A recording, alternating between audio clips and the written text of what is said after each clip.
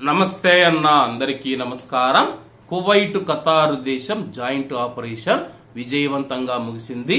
వివరాల్లోకి వెళితే, కువైట్ మరియు ఖతారు భద్రతా అధికారులు ఎవరైతే ఉన్నారో విడి భాగాల లోపల దాచిపెట్టిన 75,000 క్యాప్టాగాన్ మాత్రలను స్వాధీనం చేసుకున్నారు. యూరోప్ నుంచి గల్ఫ్ దేశాలకు మాదక ద్రవ్యాలను రవాణా చేస్తూ ఉన్న నేరస్తుల నెట్వర్క్ ను నిఘా వర్గాలు వెల్లడించాయి.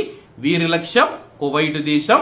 ఈ షిప్మెంట్ ను అందుకున్న తర్వాత సిరియా జాతీయుడైన అనుమానితుడిని పోలీసులు అరెస్టు చేశారు. అతను డబ్బు తీసుకొని యూరోప్ లోని బంధువు వద్ద పనిచేస్తూ ఉన్నట్లు అంగీకరించాడు. యూరోప్ లో యజమాని ఉంటే కువైట్ లో ఉంటూ నేను అతని దగ్గర పనిచేస్తూ ఇలా మాదక ద్రవ్యాలు అక్రమ రవాణా చేస్తూ ఉన్నట్లు వెల్లడించారు. స్వాధీనం చేసుకున్న మాదక ద్రవ్యాలు మరియు నిందితుడిని చట్టపరమైన చర్యల కోసం సంబంధిత అధికారులకు రెఫర్ చేశారు. ఈ ఆపరేషన్ లో ఖతారు పాత్రను కువైట్ మినిస్ట్రీ ఆఫ్ ఇంటీరియర్ ప్రశంసించింది.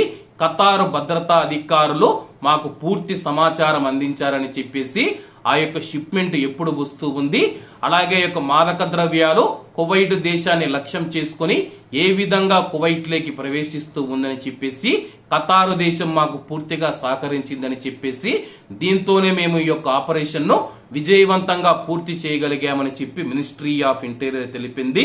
మాదక ద్రవ్యాల అక్రమ రవాణాను ఎదుర్కోవడంలో రెండు దేశాల మధ్య బలమైన భద్రతా సహకారాన్ని ఈ యొక్క ఆపరేషన్ మరొకసారి నిరూపించిందని చెప్పేసి కువైట్ అధికారులు తెలియజేశారు.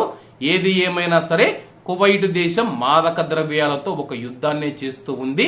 ఎందుకంటే గాని కువైట్ దేశ భవిష్యత్తును దెబ్బతీసే విధంగా కువైట్ యువతను మత్తుకు బానిసలుగా చేయాలని చెప్పేసి మాదక ద్రవ్యాలు కువైట్ లోకి వస్తూ ఉన్నాయి.